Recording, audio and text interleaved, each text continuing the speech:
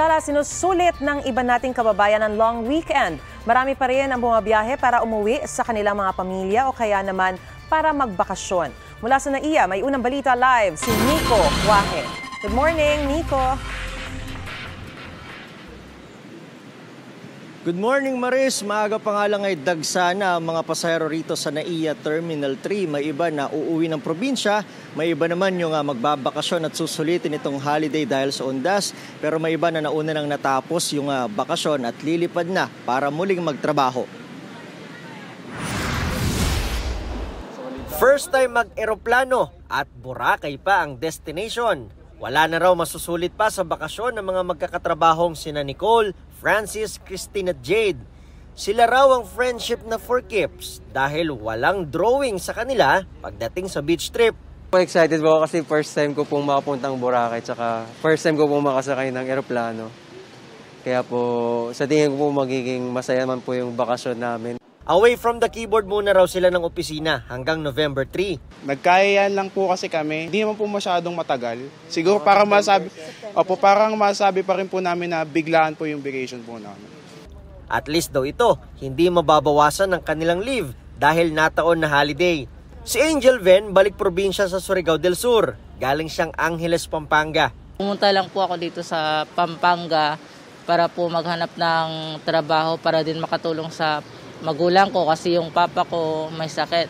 Noong nakaraang taon pa raw siya huling nakauwi. Dala bakasyon na din kasi dadala namin yung mga lolo at lolo namin na pumanaw na. Kung may mga magsisimula pa lang ng bakasyon, may iba na nauna nang natapos at back to reality na naman. Gaya ni Rosana na babalik na sa Hong Kong para sa kanyang trabaho. Galing ako ng Isabela, taga doon ako. So 10 days lang yung bakasyon ko. Tapos ngayon, pabalik na ng Hong Kong for work. Yun lang talaga. Kasi pasukan din kasi dun eh. May pasok mga alaga ko. Kailangan din nilang tulong ko. So,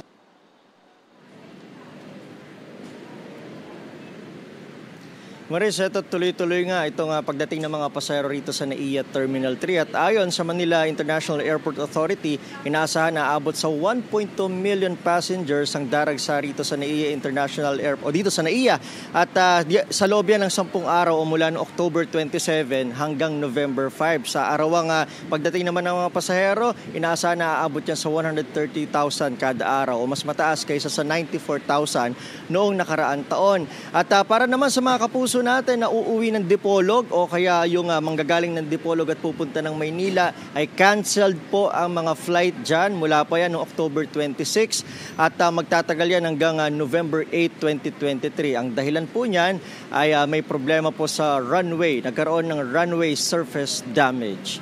Live mula rito sa Pasay City, ako si Nico Wahe para sa GMA Integrated News.